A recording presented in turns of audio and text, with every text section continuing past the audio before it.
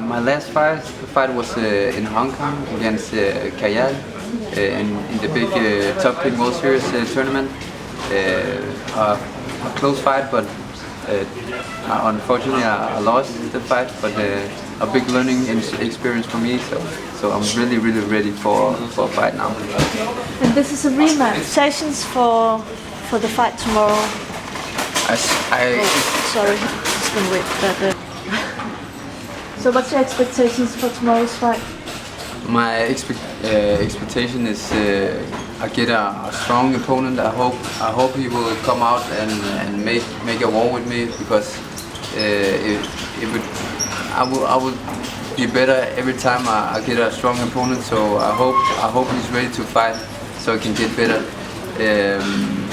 So yeah, my expectations for him is very high.